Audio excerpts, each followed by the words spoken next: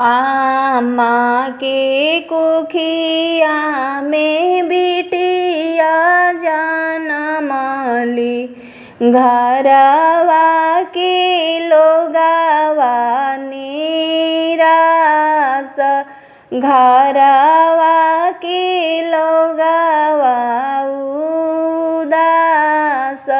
दुआरा से आवेलन बेटी के पापा, सुन धनिया अरज हमार, सुन धनिया अरज हमार। अरे धीरा से जनमी गईली बिटिया धनिया, एही से मनवा उदास, एही से मनवा उदास। नहीं मोरा बाटे धनिया धन दौलतिया, नहीं बाटे दान दहेज, नहीं बाटे दान दहेज।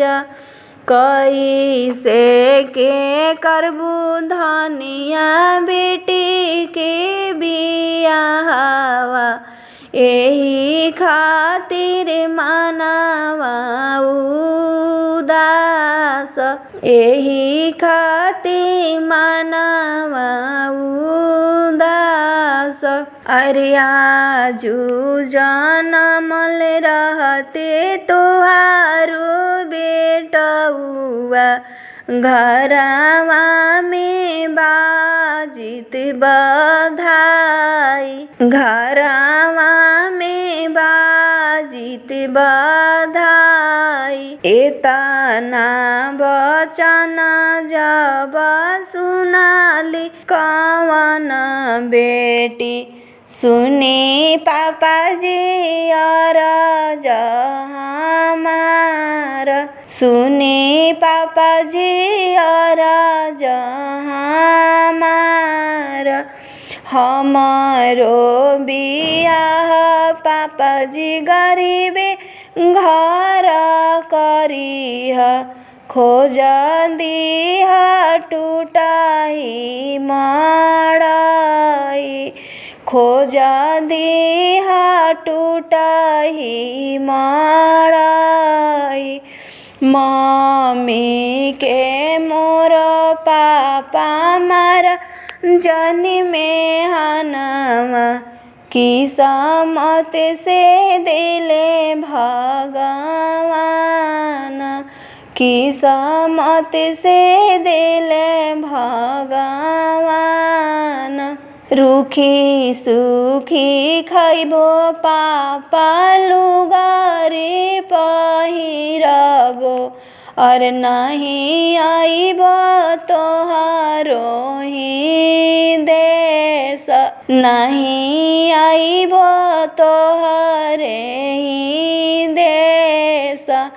आमा के मोरो पापा बिरही जानी बोला, तोड़ी देबो नाई हर से नाता, तोड़ी देबो नाई हर से नाता। एतना बचन जब सुनले कवन पापा, झरा झरा अखिया से लोरा, झरा झरा अखिया से लोरा।